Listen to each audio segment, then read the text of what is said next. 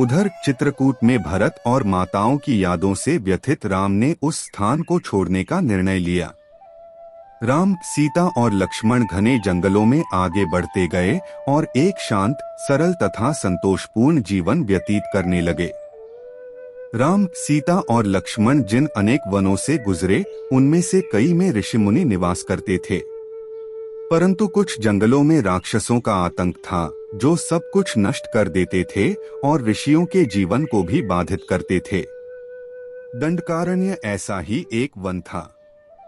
जब राम, सीता और लक्ष्मण इस वन में पहुंचे, तो वहां के ऋषियों ने उनका आदरपूर्वक स्वागत किया और उन्हें फलमूल अर्पित किए। उनके लिए एक विशेष कुटिया भी बनाई गई। संतुष्ट और प्रसन्न होकर राम ने वहां रात बिताने का निर्णय लिया। एक दिन एक राक्षसी जिसका नाम शूर्पणखा था, उस वन के समीप भटक रही थी। पति की मृत्यु के बाद वह प्रायः वनों में भटकती रहती थी। ऐसी ही एक यात्रा के दौरान वह दंडकारण्य पहुंची और वहां उसने श्री राम को देखा। उन्हें देखते ही वह उन पर मोहित हो गई। अपनी माया शक्ति से उसने स्वयं को एक सुंदर स्त्री में परिवर्तित किया और राम के पास प्रेम प्रस्ताव लेकर पहुंची। राम ने मुस्कुराते हुए उत्तर दिया, शूर्पणखा, मैं पहले ही विवाह कर चुका हूँ। क्या तुम उस सुंदर स्त्री को देख रही हो? वह मेरी पत्नी सीता है।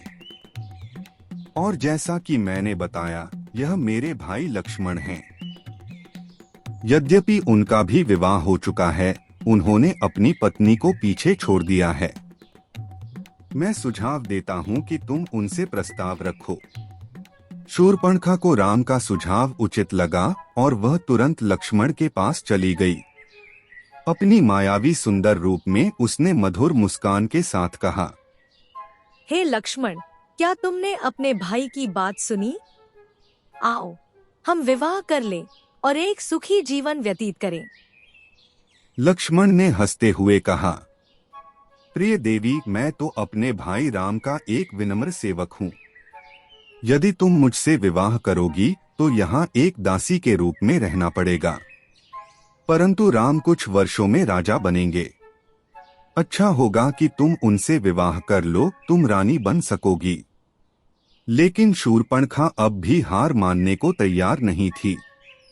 वह फिर से राम के पास गई और उन्हें बार बार तंग करने लगी।